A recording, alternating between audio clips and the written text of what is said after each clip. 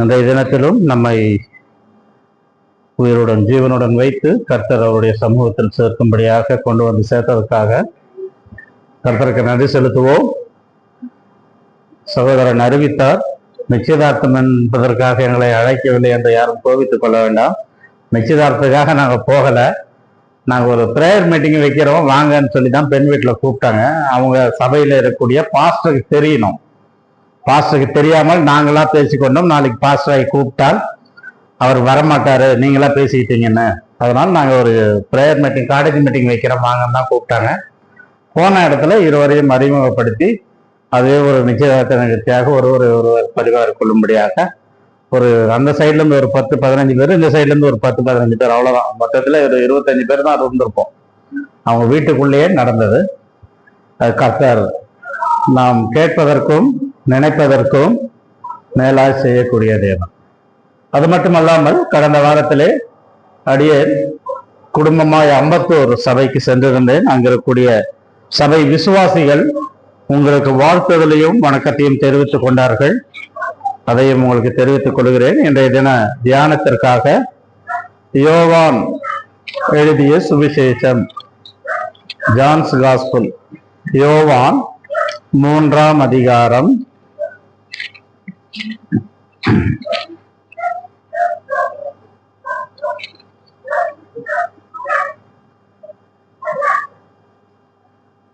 14 16 வரை, 14, 15, 16.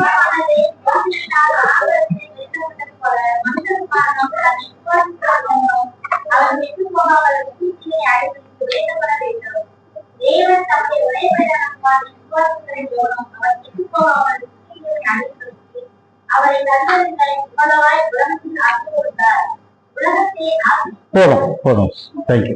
ஜெபிப்போம். எங்கள் அன்பின் பரலோக பிதாவே, இந்த காலை நேரத்துக்காக உண்மை ஸ்தோத்திரிக்கிறோம். பேசுகிற அடியனுக்கு கர்த்தாவே ஆவியிலே நிரப்பி வீணான வார்த்தைகளை அலட்டாதபடிக்கு என் வாய்க்கு ஆண்டவரே வார்த்தைகளுக்கு நீர்தாமே துணையாக இருக்க வேண்டுமாய் ஜெபிக்கிறோம். இந்த வேதத்தை நாங்கள் தியானிக்கும் பொழுது ஆண்டவரே வேதத்தில் உள்ள ரகசியங்களை நாங்கள் கற்றுக்கொள்ளும்படியாக எங்களுக்கு உதவி செய்யும். கூடி வந்த ஒவ்வொருவருக்காக நன்றி செலுத்துகிறோம். ஆண்டவரே, அனைவரும் வேதத்திலிருந்து தங்களுடைய வாழ்க்கையை அப்படி இருக்கிறதா என்பதை ஆராய்ந்து பார்த்து சரி செய்து கொள்ள உதவி செய்யும். ஆண்டவரும் இரட்சகரமாகிய இயேசு கிறிஸ்து ஏறப்பெற்ற நாமத்தின் மூலம் கேட்டுக்கொள்கிறோம் பிதாவே, ஆமென். தேவன் முதலாவதாக அவருடைய குமாரனை நமக்கு வெகுமானமாக ஈவாக கொடுத்தார். இரண்டாவதாக அவருடைய வார்த்தையை, வசனத்தை நமக்கு ஈவாக கொடுத்திருக்கிறார். அதுவும் நம் மொழியிலே நமக்கு புரியும்படியாக எழுதி கொடுத்திருக்கிறார். இன்னும் பல இடங்களிலே பல மொழிக்காரர்களுக்கு இந்த பரிசுத்த வேதாகமம் அவர்களுடைய மொழியிலே போய் சேரவில்லை. அவர்களை காட்டிலும் நாம் பாக்கியவான்களாக இருக்கிறோம். ஆனால் கணக்கு கொடுக்க வேண்டியவர்களாகவும் இருக்கிறோம். ஏனென்றால் நம் கரத்திலே, நம் மொழியிலே நமக்கு புரியும்படியாக வேதத்தை கர்த்தர் எழுதி நம் கரத்தில் கொடுத்திருக்கிறார். யோவான் 3ஆம் அதிகாரத்தை நான் பல வருடங்களுக்கு முன்பு ஒரு நாள் எடுத்தேன் என்று எனக்கு நினைவிருக்கிறது. நிக்கோதேமை குறித்து, நிக்கோதேம் என்றால் யார், நிக்கோதேமன் உடன் ஆண்டவர் பேசின உரையாடல் என்ன என்பதை எடுத்தேன். அநேகமாக நீங்கள் எழுதி வைத்திருந்தால் உங்களுக்கு நினைவிருக்கும், இல்லை என்றால் இல்லை. இப்போதும் இந்த 3ஆம் அதிகாரத்திலே நிக்கோதேம் என்கின்ற ஒரு மத தலைவனுடன் ஆண்டவர் பேசிய உரையாடலை தான் இன்றைய தினத்திலே நாம் தியானிக்க போகிறோம். நிக்கோதேமுடன் ஆண்டவர் பேசும் பொழுது ஒருவன் மனம் திரும்ப வேண்டும் என்கின்ற காரியத்தை அவனுக்கு எடுத்துரைத்தான். இயேசு அவனுக்கு பிரதி உத்தரமாக, ஒருவன் மறுபடியும் பிறவாவிட்டால் தேவனுடைய ராஜ்யத்தை காண மாட்டான் என்று மெய்யாகவே மெய்யாகவே உனக்கு சொல்லுகிறேன் என்றார். அப்போது நிக்கோதேம் கேட்ட ஒவ்வொரு கேள்விக்கும் ஆண்டவர் பதில் கொடுத்து விட்டார். ஆனால் அந்த உரையாடலை கடந்த ஒரு 4 வருடங்களுக்கு முன்பதாக நாம் தியானித்தோம் என்று நான் நினைக்கிறேன். அதனுடைய தொடர்ச்சியை இன்றைய தினத்திலே நாம் தியானிக்கலாம். பழைய ஏற்பாட்டிலே நடந்த சம்பவங்கள் புதிய ஏற்பாட்டின் சிலுவை காரியத்திற்கு நிழலாட்டமாக பழைய ஏற்பாட்டிலே காணப்படுகிறது. பழைய ஏற்பாட்டிலே என்ன சம்பவங்கள்லாம் நடந்ததோ அதை சிலுவையின் நிழலாக இருந்தது.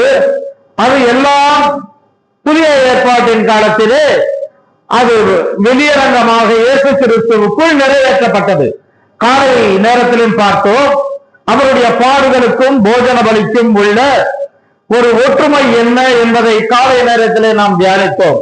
உதாரணத்துக்கு சொல்ல வேண்டும் என்றால், ஆதியாகமம் 22ஆம் அதிகாரத்திலே ஈசாக்கை பலியிடுவது தேவ ஆட்டுக்குட்டி, இதோ உலக பாவத்தை சுமந்து தீர்க்கிற தேவ ஆட்டுக்குட்டி என்கின்ற புதிய ஏற்பாடிலே சொல்லப்பட்டதற்கு மேலாட்டமாய் காணப்படுகிறது.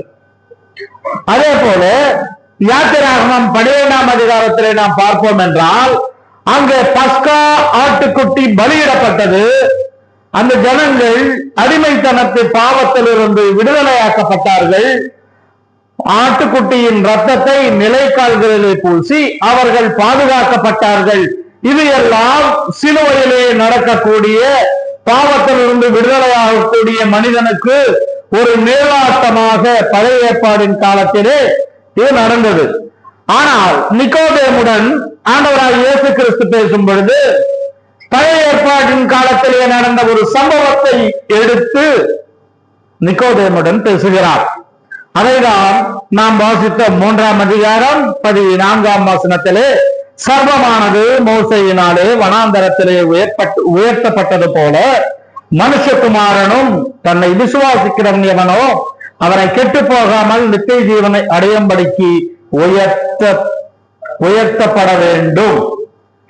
ஏன் நிக்கோதேமுடன் பழைய ஏற்பாடின் காலத்திலே நடந்த ஒரு சம்பவத்தை ஆண்டவர் எடுத்து சொல்லுகிறார்? எங்க இருக்கிறது அது? பழைய ஏற்பாட்டிலே என்னாகமம் 21ஆம் அதிகாரத்துக்கு திருப்பிக் கொள்ளுங்கள். என்னாகம புத்தகம் 21ஆம் அதிகாரம் 5ஆம் வசனம்.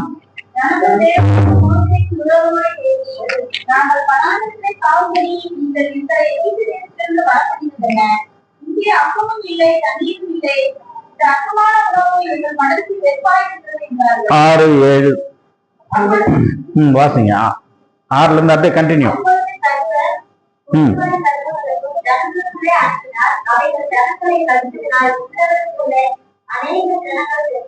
ஏழு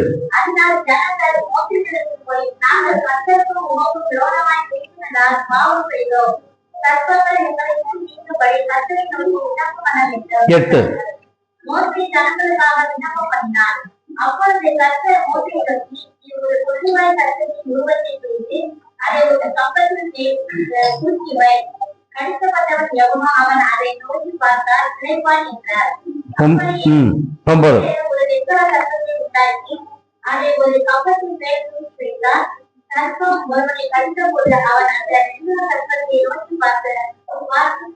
போதும். நாம் வாசித்த இந்த பகுதி அனைவருக்கும் பரிச்சயமான தெரிந்த ஒரு பகுதிதான். ஏற்கனவே பழைய ஏற்பாட்டின் காலத்திலே நடந்த சம்பவங்கள் எல்லாம் நாம் சிலவற்றை தியானித்துக் கொண்டுதான் வருகிறோம். ஆனால் நிக்கோதேமுடன் பேசும் பொழுது ஆண்டவர் இந்த சர்பத்தை எப்படி உயர்த்தப்பட்டதோ மனுஷகுமாரனும் அப்படியே உயர்த்தப்பட வேண்டும். இந்த நடந்த என்னாகமத்தில் எழுதப்பட்ட இந்த சம்பவத்தை நாம் தியானிப்போம் என்றால் 4 கோணங்களிலே இதை தியானிக்கலாம். 4 கோணங்களிலே தியானிக்கலாம். முதலாவதாக ஜனங்களின் பாவம், இரண்டாவதாக தேவனுடைய நியாய தீர்ப்பு, மூன்றாவதாக மத்தியஸ்தம் பண்ணுகிறது, நான்காவதாக ரட்சிப்பு. திரும்பவும் சொல்லுகிறேன், முதல் பாவம், இரண்டாவது தீர்ப்பு, மூன்றாவது மத்தியஸ்தம், நான்காவதாக ரட்சிப்பு. இந்த 4 காரியங்களை இன்றைய தினத்திலே 4 கோணத்தில் இருந்து நாம் தியானிக்க போகிறோம். 21ஆம் அதிகாரம் 5ஆம் வசனத்தை வாசிப்போம் என்றால், ஜனங்கள் தேவனுக்கும் மோசேக்கும் விரோதமாய் பேசி. மனிதனுக்கு அநேக தடைகள் நாம் ஏற்படுத்துகிறோம். உடன் இருக்கிற சகோதரருக்காக இருக்கலாம், சகோதரிகளுக்காக இருக்கலாம், அல்லது ஊழியத்திலே இருக்கலாம். பல தடைகளை நாம் எடுத்து வருகிறோம். செய்யாதபடிக்கு அதை எப்படி தடை செய்ய வேண்டும் என்று சில நேரங்களில் யோசிப்பது உண்டு. இப்படி யோசிப்போம் என்றால் நாம் யாருக்கு விரோதமாக அதை செய்கிறோம்? இந்த ஜனங்கள் எல்லாம் மோசேக்கு விரோதமாகத்தான் பேசினார்கள். ஆனால் வேதம் எப்படி எழுதப்படுகிறது என்றால், ஜனங்கள் தேவனுக்கும் மோசேவுக்கும் விரோதமாய் பேசினார்கள். உதாரணத்துக்கு தாவீது ராஜா ஊரியா என்கின்றவனை கொலை செய்து விட்டான். அவனுடைய மனைவியை இவன் எடுத்துக்கொண்டான். ஆனால் நாதான் என்கின்ற ஒரு தீர்க்கதரிசி போய் அவனை எச்சரிக்கும் பொழுது தாவீது ராஜா சொல்லுகிறார், சங்கீதம் 51 4 வசனத்திலே, தேவரீர் ஒருவருக்கே, உமக்கு ஒருவருக்கே விரோதமாய் நான் பாவம் செய்தேன். வாசிங்க வேகமா. ஆமா, போதும் போதும். உமக்கு ஒருவருக்கே நான் விரோதமாய் பாவம் செய்தேன். நீங்கள் யோசித்து பாருங்கள். ஊரியாவுக்கு விரோதமாய் பாவம் செய்தான். ஊரியாவுடைய குடும்பத்திற்கு விரோதமாய் பாவம் செய்தான். தன்னை நம்பி இருக்கக்கூடிய தன் மனைவிக்கும் தன் குடும்பத்துக்கும் விரோதமாக பாவம் செய்தான்.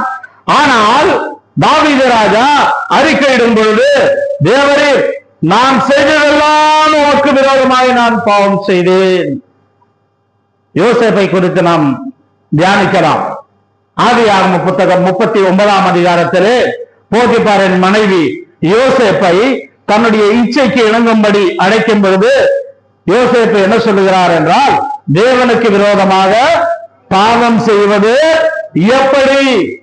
நான் போத்திபாருக்கு, என் எஜமானனுக்கு விரோதமாய் பாவம் செய்வது எப்படி என்று கேட்கவில்லை. அல்லது என்னுடைய குடும்பத்திற்கு விரோதமாய், என்னை நம்பி இருக்கிறவர்களுக்கு விரோதமாய் நான் பாவம் செய்வது எப்படி என்று கேட்கவில்லை. நான் தேவனுக்கு விரோதமாய் பாவம் செய்வது.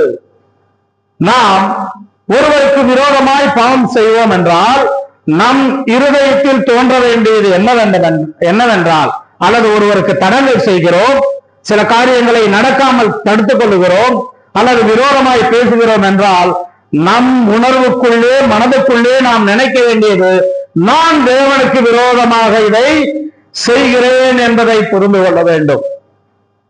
ஒரு தகப்பனாருக்கு 2 குமாரர்கள் இருந்தார்கள். ஒருவன் தன் தகப்பனுடைய ஆஸ்தியிலே பங்கை கேட்டு வாங்கி கொண்டு தூர தேசத்திற்கு போனான். லூக்கா 15 இதை வாசிக்கிறோம். போனவன் எல்லாவற்றையும் விரயமாக்கி விட்டான். இப்போது பன்றிகள் தின்னக்கூடிய அந்த தவிடு கிடைத்தால் போதும் என்று நினைக்கக்கூடிய நிலைமையிலே ஒருவரும் அவனுக்கு கொடுக்க முன்வரவில்லை. அவன் எழுந்து தன் தகப்பன் வீட்டுக்கு போய் எப்படி தன்னுடைய பாவத்தை அறிக்கையிட வேண்டும் என்று தனக்குள் அவன் பேச தொடங்கினான். எங்கே? லூக்கா 15 18 தகப்பனே, பரத்துக்கு விரோதமாகவோ, முதல்ல யாருக்கு விரோதமாக? பரத்துக்கு விரோதமாக. தகப்பனே, உனக்கு விரோதமாய் நான் பாவம் செய்து விட்டேன், உம்முடைய ஆசையை நான் கொண்டு போய் விட்டேன், வீணாய் செலவழித்து விட்டேன் என்று சொல்வதற்கு முன்பதாக அவன் சொல்லக்கூடிய ஒரே வார்த்தை, நான் பரத்துக்கு விரோதமாய் பாவம் செய்கிறேன். எனக்கு அருமையான தேவஜனமே, நாம் ஒன்று செய்யும் பொழுது அது கர்த்தருக்கு பிரியமானதா, அல்லது கர்த்தருக்கு முதலாவதாக ரட்சிக்கப்பட்டவன் தான் செய்வது தேவனுக்கு விரோதமானது என்பதை உணர்ந்து அதற்கு பிறகு அதை செய்ய வேண்டும். நாம் 3 உதாரணங்களை பார்த்தோம். தாவீது ராஜாவை பார்த்தோம், யோசேப்பை பார்த்தோம், இளையகுமாரனுடைய பாவ அறிக்கையை பார்த்தோம். யூதர்கள் யெகோவா என்கின்ற இந்த வார்த்தையை பயன்படுத்த பயப்படுவார்கள். நம்மெல்லாம் சர்வசாதாரணமாக அதை இப்பொழுது பயன்படுத்தி கொண்டிருக்கிறோம். அந்த காலத்திலே யெகோவா என்கின்ற அந்த பேர் பயன்படுத்துவதற்கு பதிலாக தேவனுக்கு, பரத்துக்கு, வானத்துக்கு, இப்படி பல விதங்களாக அந்த பெயர்களை சொல்லுவார்களுடைய கர்த்தருடைய பெயரை உச்சரிக்க பயப்படுவார்கள். எஸ்ரா அந்த புத்தகத்தை எழுதினார்.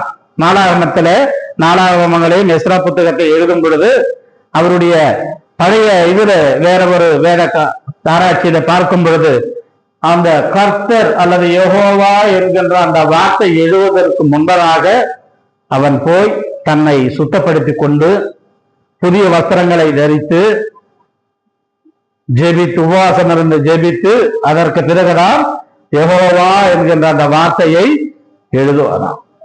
யூதர்கள் இப்படியாக அந்த பரிசுத்த நாமம் என்னால் அசுத்தமாகி கூடாது என்பதை அவர்கள் மிக கவனமாக இருப்பார்கள்.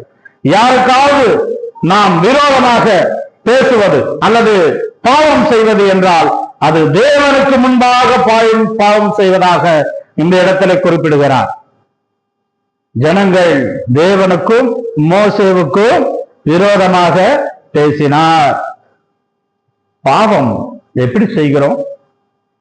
பாவம் எப்படிப்பட்ட தருணங்களில் செய்கிறோம்? அல்லது கர்த்தருக்கு விரோதமான காரியங்கள் எப்படிப்பட்ட தருணங்களில் செய்கிறோம்னா சர்வசாதாரணமா பேசிடுவோம் சில வார்த்தைகளை. சில வார்த்தைகளை முதலாவதாக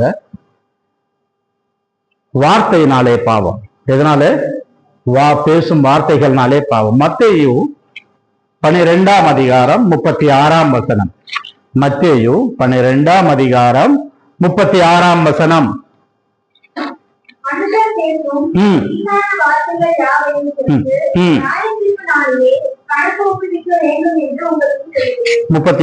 ஏனெனில்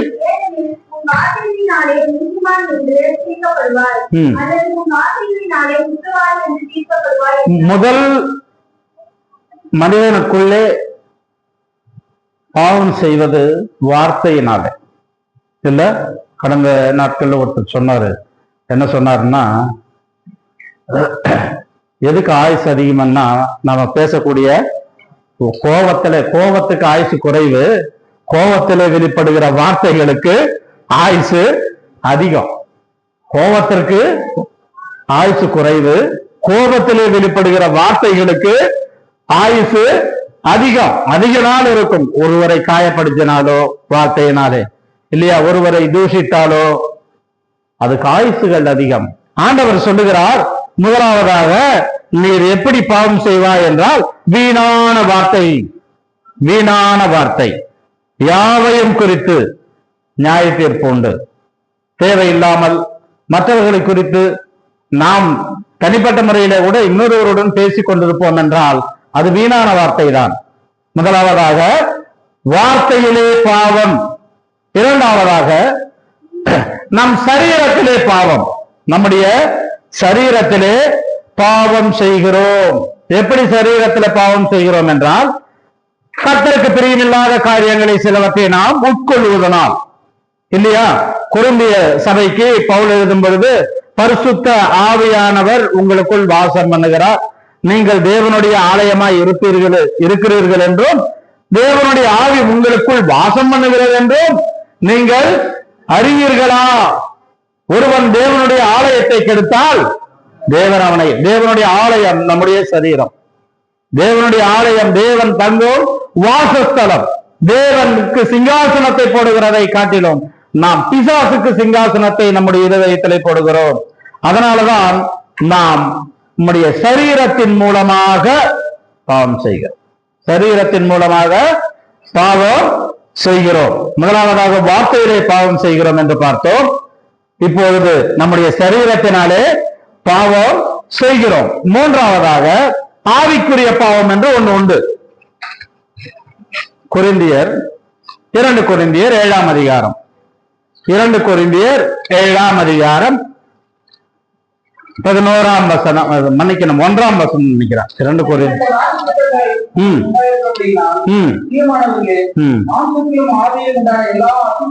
மாம்சத்திலும் ஆவியிலும் 2 இருக்கா? மாம்சத்திலும் ஆவியிலும் உண்டான எல்லா அசுசியும். அப்போ எப்படி ஆவிக்குரிய ரீதியாக பாவம் சொல்றீங்க? சரி, சரீரத்துல பாவம் செய்யலாம், அது எல்லாருக்கும் தெரிந்ததுதான். ஏனால் கொரிந்தியரை பார்க்கும்போது அவர்கள் தங்களுடைய சரீரம் தேவனுடைய ஆலயம் என்று அறியாமல் விபச்சாரத்திலே இருந்தார்கள். சபைக்குள்ளேயே விபச்சாரமாக இருந்தது. அதனால் பவுல் எழுதுகிறார், சரீரத்திலே அவர்களுடைய பாவத்தை காட்டுகிறோம். வீணான வார்த்தைகளே நாம் பாவம் செய்கிறோம். ஆவியிலே எப்படி என்பதை சுருக்கமாக சொல்லுகிறேன். லூக்கா 15ஆம் அதிகாரத்துக்கு வந்து விடலாம். லூக்கா 15ஆம் அதிகாரத்திலே சரீரத்திலே பாவம் செய்தவன் இளையகுமாரன். சரீரத்திலே பாவம் செய்தவன் இளையகுமாரன். ஆஸ்தியை எடுத்துக்கொண்டான், எல்லாவற்றையும் சரீரத்திலே அவனுடைய இச்சைகளை தீர்த்துக் கொள்ள செலவழித்தான். இப்பொழுது திரும்பவும் மன்னிப்பு கேட்டு பிதாவினிடத்தில் வருகிறான். ஆனால் மூத்த குமாரன் இருக்கிறானே, அவன் ஆவியிலே பாவம் செய்தவன். அவன் எப்படி ஆவியிலே பாவம் செய்தான் என்றால், அவன் வீட்டிற்குள் வர மனமில்லாமல் அவன் தெருவிலே நின்று தகப்பனாரை வெளியே வரவழைத்து அனைவரும் பார்க்கும்படியாக தகப்பனாருடன் வாக்குவாதம் பண்ணுகிறான். தன்னுடைய சகோதரனை மேலே அவனுக்கு பொறாமை அதிகமாகிவிட்டது. போனான் என்று நினைத்து திரும்பவும் வந்து விட்டான். உன்னுடைய ஆஸ்தியெல்லாம் செலவழித்தான். அவனுக்காகவா இது செய்கிறாய்?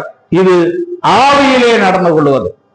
இது ஆவியிலே, வார்த்தையினாலே, ஆவியினாலே பாவம் செய்தவன் மூத்த குமாரன். இளையகுமாரன் சரீரத்திலே பாவம் செய்தான். இப்படிதான் பொறாமை, பகை, இவைகள் எல்லாவற்றின் மூலமாக நாம் அசூசிப்படுகிறோம். மோசே தேவனுக்கும் மோசேவுக்கும் விரோதமாய் என்று பார்க்கும்போது, ஒரு மோசேவுக்கு விரோதமாய் பேசினாலே தேவனுக்கு விரோதமாய் பேசுவதாகும். அப்போ நான் செய்த பாவம் எல்லாம் எங்கதான் இருக்கு? நான் செய்த பாவம் எல்லாம் எங்க இருக்கு பாப்போமா? எரேமியா 11ஆம் அதிகாரம் முதல் வசனம்.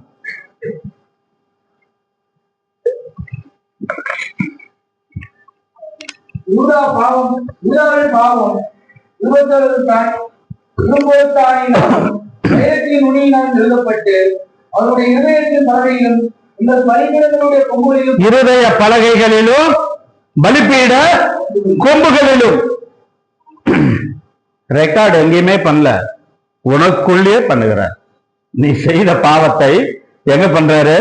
உன் இருதய பலகையிலே எழுதி வைக்கிறார். மறந்து விட வேண்டாம். நாம் செய்யக்கூடிய ஒவ்வொரு பாவத்தையும் ஆண்டவர் நம் இருதய பலகையிலே எழுதி வைக்கிறார். பலிபீட கொம்புகள் என்று சொல்லும் பொழுது தேவனுக்கு ஆராதிக்கக்கூடிய இடம். தேவனை ஆராதிப்பது, பலி செலுத்துவது. கர்த்தருக்கு பலி செலுத்த அன்றைய தினத்திலே மிருகங்களையோ பறவைகளையோ கொண்டு வந்து கொடுப்பார்கள். அந்த பலிபீடத்திலே கொம்புகளிலே எழுதப்பட்டது. இன்றைய தினத்திலே எந்த ஆராதனை ஸ்தலத்தில் எழுதப்பட்டிருக்கிறது. ஒருவேளை நான் உள்ளே வரும்பொழுது இங்க இருக்கக்கூடிய ஸ்கிரீன்ல ஆண்டவரை இங்கதான் எழுதி வச்சிருக்க எல்லாத்தையும், அங்க இருக்கக்கூடியவர்கள் மூலமாக உனக்கு அதை தெரியப்படுத்தப்படும் சொன்னார்னு வச்சுக்கிய, என் பாவம் நான் ஆராதிக்கக்கூடிய ஆராதனை ஸ்தலத்திலே எழுதப்பட்டிருக்கிறது. இருதயத்தில் எழுதப்பட்டது பலிபீடத்தின் கொம்பு. பலிபீடம் என்பது ஆராதனைக்குரிய இடம், ஆராதனை பலி செலுத்தக்கூடிய இடம். நாம் ஸ்தோத்திர பலியை செலுத்தினோம், கர்த்தருடைய பந்தியிலே பங்கெடுத்தோம். ஆனால் இங்கேயும் இப்படி வசனம் எழுதுற மாதிரி நம்முடைய பாவத்தை கர்த்தர் எழுதி வைத்திருப்பார். அது ஒரு நாள் வெளிப்படும், மறந்து விடாதீங்க. மூன்றாவதாக யோபுவின் புத்தகம் 27ஆம் அதிகாரம் 20ஆம் அதிகாரம், மன்னிக்கணும், யோபு 20ஆம் அதிகாரம் 27ஆம் வசனம். யோபு, வானங்கள் அக்கிரமத்தை வெளிப்படுத்தும். போதும். வானங்கள் அக்கிரமத்தை வாசிங்க பிரதர், ஃபுல்லா அப்படியே வாசிங்க.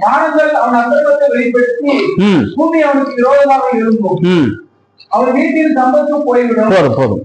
அப்போ ஆண்டவர் என்ன பண்ணுவாருன்னா, இந்த பீட்டர்தாசன் பிரதர் உங்களுக்கு தெரியுமா அப்படின்னு வானத்தை கேட்டான்னு வச்சுக்க. ஆமாமா, அவர் என் கீழே தான் இருந்தாரு, அவர் செஞ்சதெல்லாம் நான் ரெக்கார்ட் பண்ணிருக்கேன். பூமி என்ன சொல்ல, ஆமாமா என் மேலதான் அவர் சுத்திட்டு இருந்தாரு, அவர் செஞ்சதெல்லாம் நானும் என்ன பண்ணிருக்கேன், ரெக்கார்ட் பண்ணிருக்கேன்.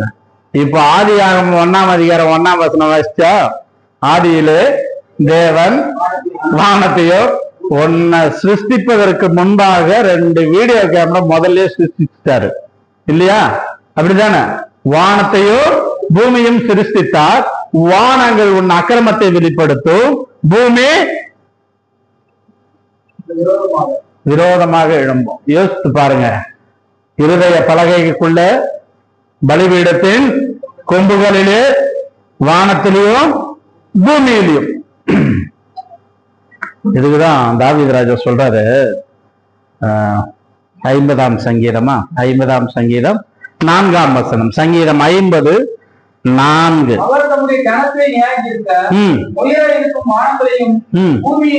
கூப்பிடுவார், நியாயம் இருக்க உயர இருக்கும் வானத்தையும் பூமியையும் கூப்பிடுவார்.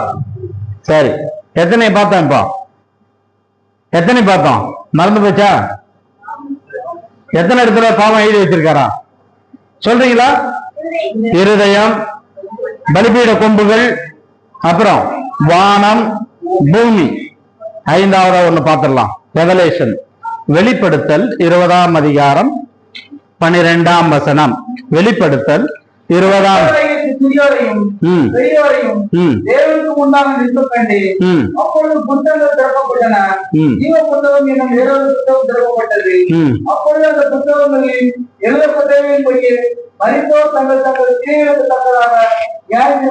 புஸ்தகங்கள்ல எழுதியிருக்காரு.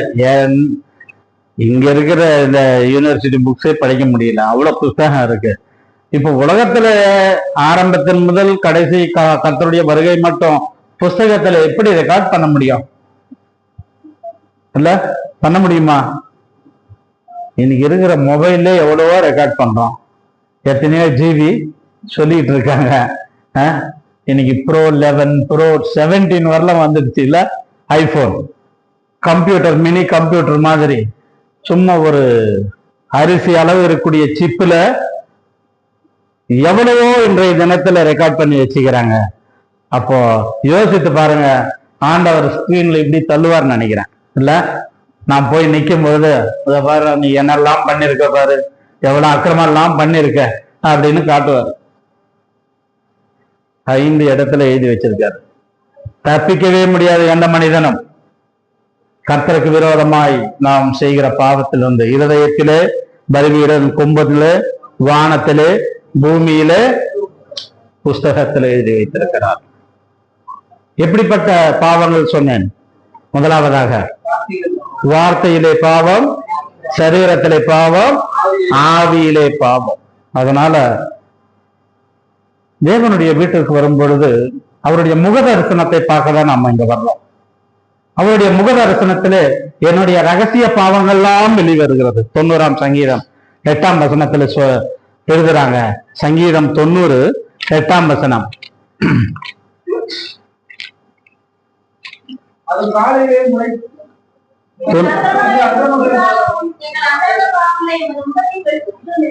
ஆமா, அந்தரங்க பாவங்கள் உம்முடைய முகத்தின் வெளிச்சத்திலே, வசனத்தின் வெளிச்சத்திலே எல்லாம் வெளியே வரணும். வெளியே வந்தது அப்படியே மறைந்து போறதுக்கல்ல, அதை அறிக்கையிட்டு விட்டுட்டு போறதுக்காக தான். அதனால யாருமே தப்பிக்கவே முடியாது. கர்த்தருடைய பார்வையிலிருந்து ஒருவரும் தப்பிக்க முடியாது. இரண்டாவதாக, முதலாவதாக அந்த ஜனங்கள் செய்தது பாவம் என்று பார்த்தோம். விரோதமாய் பேசுகிற பாவத்தை செய்தார்கள். இப்போ அதற்கான தண்டனையை கர்த்தர் தருகிறார். என்னாகமாம் 21ஆம் அதிகாரத்துல என்ன தண்டனை தராரு? ஜட்ஜ்மெண்ட் தராரு. கொல்லிவாய் பிசாசா, சர்ப்பம்னாலே பிசாசு தான் முடிவு பண்ணிட்டான் இல்லையா? கொல்லிவாய் சர்ப்பங்களை அவர்களுக்கு இடையே அனுப்புகிறார். கர்த்தர் பேசாமல்லாம் இருக்க மாட்டாரு. நாம நினைச்சிட்டு இருக்கோம் ஒரு ஆட்டுக்குட்டியை வச்சுக்கிட்டு அன்பா இருக்கக்கூடிய தேவன். அவர் சில நேரத்திலே உக்கிரகத்தை நம் மேல் ஊற்றினால், அவருடைய கோபாக்கினியை ஊற்றினால், நமக்கு பதிலாக சிலுவையிலே குமாரனாகிய கிறிஸ்துவின் மேலே அவருடைய கோபாக்கினியை ஊற்றினார். அந்த கோபாக்கினியை என்மேல் காண்பித்திருந்தால், அல்லது பழைய ஏற்பாடின் காலத்தில் விட்டதை போல அவருடைய நியாய தீர்ப்பு உடனுக்குடன் நடந்திருந்தால் நான் என்னவா இருந்திருப்பேன்? இப்பொழுது உயிருடன் இருந்திருப்பேனா? கர்த்தருக்கு முன்பாக என்னால் நிற்க முடியுமா? என்னுடைய ரகசிய பாவங்கள் எல்லாம் வெளிப்பட்டால் என்னவாகும்? யோசித்து பாருங்க. தேவனுடைய நியாய தீர்ப்பு இந்த இடத்துல வெளிப்படுகிறது. பாவத்தின் சம்பளம் மரணம். மரணமாக இருக்கலாம் என்றெல்லாம் சொல்ல, மரணமாக இருக்கலாம் என்று வேதம் சொல்லல. பாவத்தின் சம்பளம் மரணம். அவ்வளவுதான், வேற வழியே இல்லை. நாம் செய்யக்கூடிய கொல்லிவாய் சர்ப்பங்களை கர்த்தர் அனுப்பினார். தேவன் மௌனமாய் இருப்பாருன்னு ஒரு காலம் நினைக்காதீங்க. கர்த்தருக்கு விரோதமாய் நாம் நடந்து கொள்ளும் பொழுது, கர்த்தருடைய வார்த்தைக்கு விரோதமாய் நாம் நடந்து கொள்ளும் பொழுது கர்த்தர் மௌனமாய் இருக்க மாட்டார். கர்த்தர் அவருடைய நியாய தீர்ப்பை வெளிப்படுத்துவார் என்றால் என்னுடைய நிலைமை என்ன, உம்முடைய நிலைமை என்ன? மூன்றாவதாக நாம் எதை குறித்து பார்த்தோம்? மத்தியஸ்தத்தை குறித்து பார்த்தோம். அது என்னாகமம் 21ஆம் அதிகாரத்துல, என்னாகமம் 21ஆம் அதிகாரம், நேரம் இல்லாதனா நான் மிக சுருக்கமா போயிடுறேன். 21ஆம் அதிகாரம் வாசிங்க, 5ஆம் வசனத்துல இருந்தா.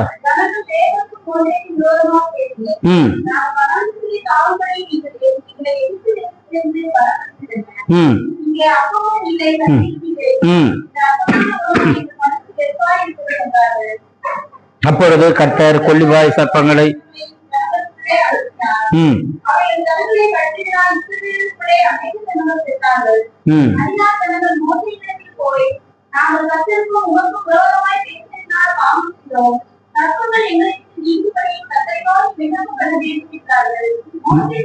மோசே ஜனங்களுக்காக விண்ணப்பம் பண்ணினான்.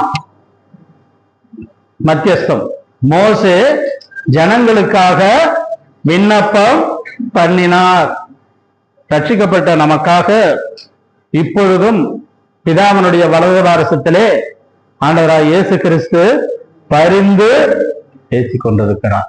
மத்தியஸ்தம் என்பது அவர் சிலுவையிலே தொங்கும் பொழுது பாவியாகிய மனிதனுக்கும் பிதாவாகிய தேவனுக்கும் இருவரையும் இணைக்கும்படியாக அவர் சிலுவையிலே தொங்கினார். அவர் ஏன் இடையிலே தொங்க வேண்டும்?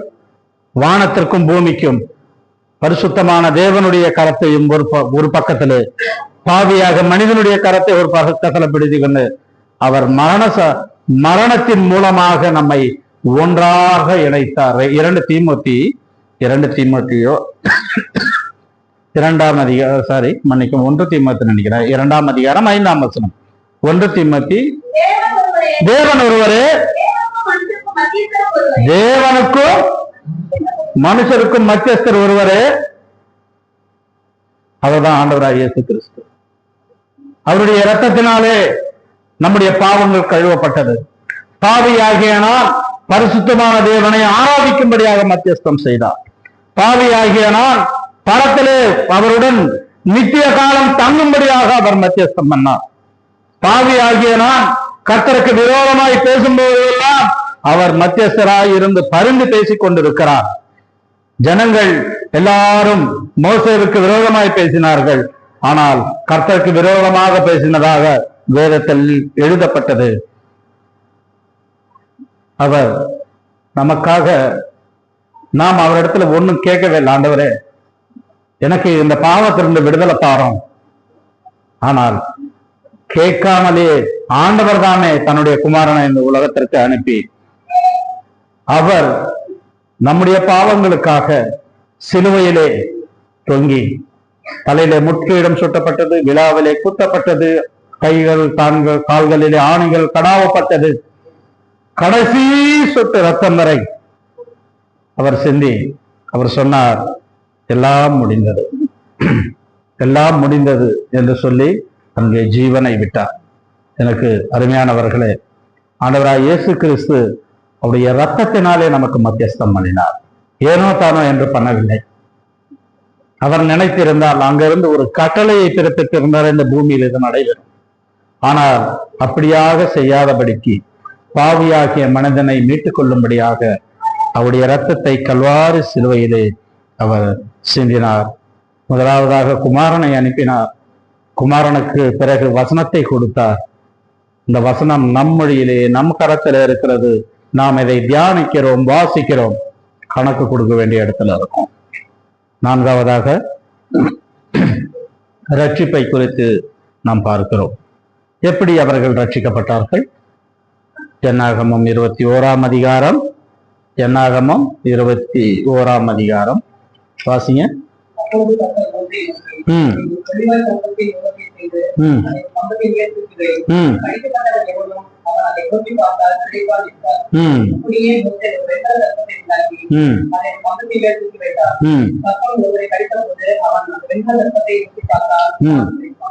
போதும். இங்கு என்ன வாசிக்கிறோம் என்றால், கம்பத்தின் மேல் தூக்கி வை. ஏன் கம்பத்தின் மேல் தூக்கி வைக்க வேண்டும்?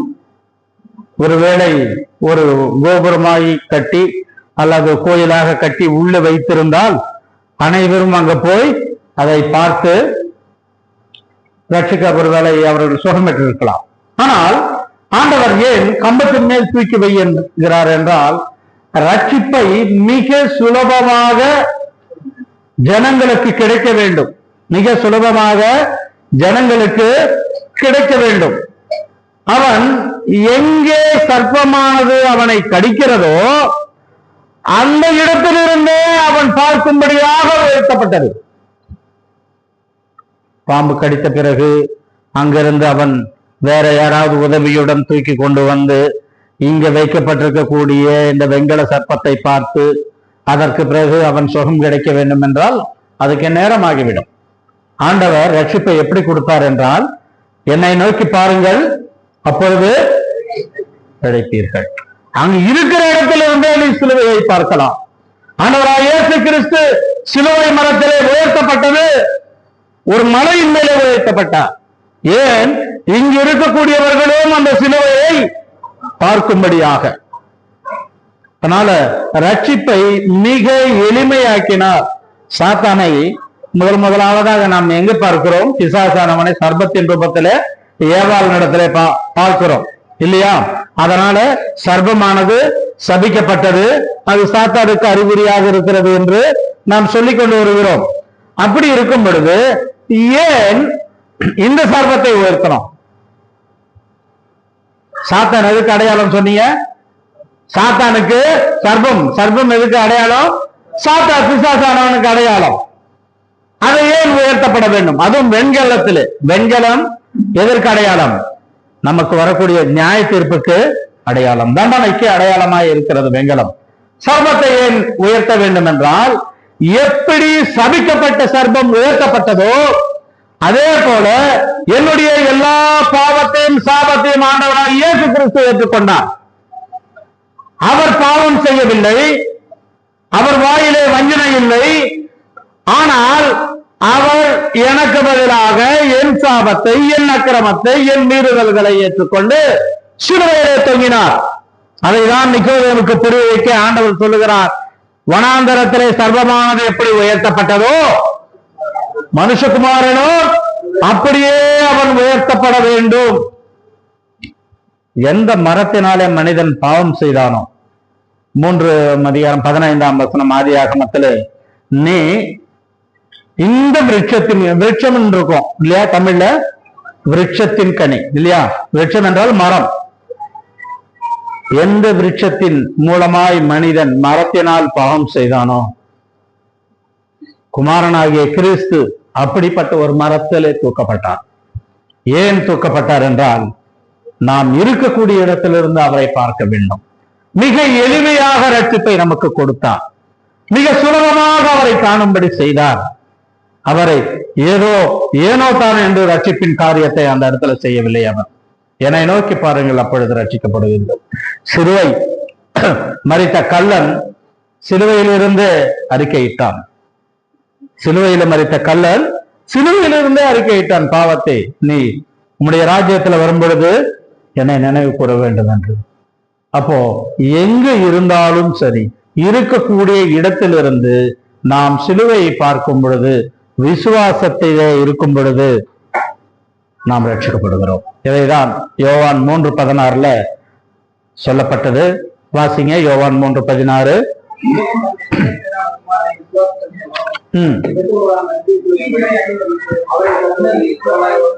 விசுவாசிக்கிறவன் எவனோ, யார் வேணாலும் விசுவாசிக்கலாம். விசுவாசிக்கிறவன் எவனோ அவன் நித்திய ஜீவனை பெற்றுக் கொள்ளுவான். மகேஷ் மெர்சினுடைய அவங்க திருமணத்துல பாட்டுத்தாளில் பின்னாடி ஒரு சுவிசேஷம் போட்டிருந்தாங்க. இந்த செய்தியை எனக்கு அதை பார்த்த பிறகுதான் நான் ஆயத்தம். என்ன தெரியுமா? 2000 ஆண்டுகளுக்கு முன்ன இயேசு கிறிஸ்து முதல் முறை வரும்போது இரட்சகராய் வந்தார். அடுத்த முறை வரும்போது நியாயம் இருக்கிறவராய் வருவார் இல்லையா?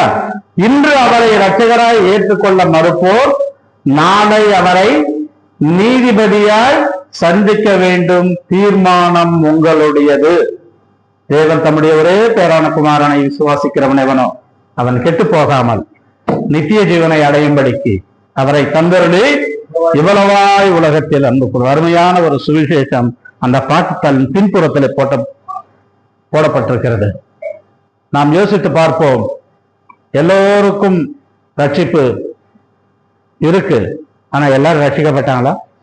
எல்லாருக்காக அவர் மரித்தார். ஆனால் எல்லாரும் ரட்சிக்கப்பட்டாங்களா? இல்லை. அவரை நோக்கி பார்த்தவர்கள் மட்டும் ரட்சிக்கப்பட்டார்கள். அதை விசுவாசிக்கிறவர்கள் மட்டும் ரட்சிக்கப்பட்டார்கள்.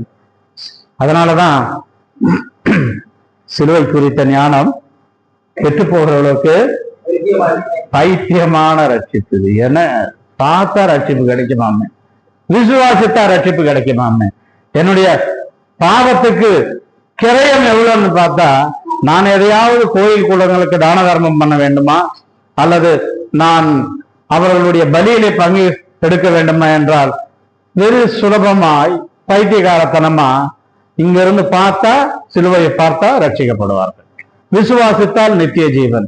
எவ்வளவு ஒரு சுலபமான ஒரு முறையிலே ஆண்டவராய் இயேசு கிறிஸ்து ரட்சிப்பின் காரியத்தை நமக்கு பார்த்தார். வனாந்தரத்திலே உயர்த்தப்பட்டது வெங்கல சர்ப்பம். அதை பார்த்த அன்றைய தினத்திலே ஜனங்கள் ரட்சிக்கப்பட்டார்கள். அந்த வெங்கல சர்ப்பம் சாபத்திற்குரியது. ஆனால் ஆண்டவராய் இயேசு கிறிஸ்து எந்த பாவமும் செய்யவில்லை. ஆனால் என்னுடைய சாபமெல்லாம் ஏற்றுக்கொண்டு அவர் அக்கிரமத்தை ஏற்றுக்கொண்டு சிலுவையில் தொங்கிக் கொண்டிருக்கிறார். அவரை நான் பார்க்கும் பொழுது அவருடைய இரத்தத்தினாலே எனக்கு பாவ மன்னிப்பாகிய மீட்பு, அவருடைய இரத்தத்தினாலே எனக்கு திரும்பவும் நித்திய ஜீவனை கிடைக்கும் என்பது ஆண்டவர் மிக எளிமையாக நிக்கோதேமுக்கு இதை புரியிட்டு வருகிறார். இந்த சிலுவை குறித்த ஞானம் பைத்தியமாக தான் இருக்கும். சிலுவை குறித்த ஞானம் கெட்டு போகிறவர்களுக்கு பைத்தியமா இருக்கிறது. ரட்சிக்கப்படுபவர்கள் எனக்கோ தேவ பலனா இருக்கிறது. ஆதியிலே ஏதோ தோட்டத்திலே அந்த மரத்தின் மூலமாய் பாவம் செய்தான். ஆண்டவராய் இயேசு கிறிஸ்து ஒரு மரத்தின் மேல் தொங்கி நம்முடைய எல்லா பாவத்தை நீக்கிவிட்டார். ரோமர் 10ஆம் அதிகாரம் 13ஆம் வசனம். ரோமர் 10ஆம் அதிகாரம் 13ஆம். போதும், வாசிமா வாசி.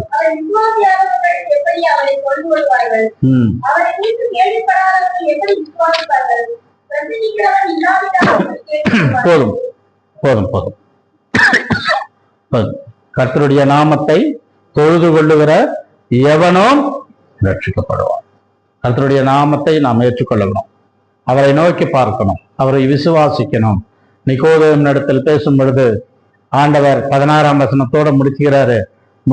கடைசியா முடிக்கும் பொழுது விசுவாசிக்கிறவன் எவனோ அவன் கெட்டு போகாமல் அந்த வார்த்தையை சொல்றாரு. விசுவாசித்தால் நீ கெட்டு போக மாட்டாய், விசுவாசித்தால் ரட்சிக்கப்படுவாய். ஆண்டவராய் இயேசு கிறிஸ்து என்னுடைய பாவங்களுக்காக சிலுவையிலே உயர்த்தப்பட்டார், என்னுடைய அக்கிரமங்களுக்காக அவர் உயர்த்தப்பட்டார். அந்த சிலுவையை நோக்கிப்பார்.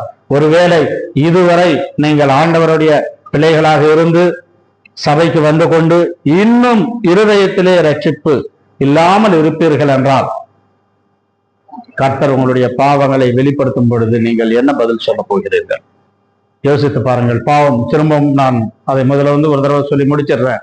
பாவம், நியாய தீர்ப்பு, மத்தியஸ்தம், ரட்சிப்பு. பாவம் வார்த்தையினாலே பாவம், சரீரத்தினாலே பாவம், ஆவியிலே பாவம். இந்த எல்லா பாவங்களையும் ஆண்டவர் எழுதி வைத்திருக்கூடிய இடம் இருதயம், பலிபீட கொம்புகள், வானம், பூமி, புஸ்தகம், ஜீவ புஸ்தகங்கள்ல எழுதி வைத்திருக்கிறார்.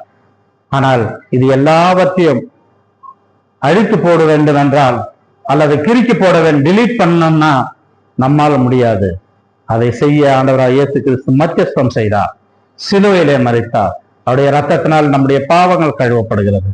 நம்முடைய பாவம் கழுவப்பட வேண்டும் என்றால் அவரை நோக்கி பார்க்க வேண்டும், விசுவாசிக்க வேண்டும். அப்பொழுது மட்டும்தான் நமக்கு ரட்சிப்பு கிடைக்கும். கண்களை மூடுவோம், அனைவரும் எழுந்து நிற்போம், கர்த்தரை நோக்கி பார்ப்போம். ஒரு நிமிடம் உங்களுக்கு தருகிறேன், நீங்கள் யோசித்து பாருங்கள். கர்த்தரிடத்துல நாம் இதுவரை ரகசிய பாவமாக இருக்கலாம், யாருக்கும் தெரியாது என்று நினைத்தேன். ஆனால் வானமும் பூமியும் அதை எழுதி வைத்திருக்கிறது.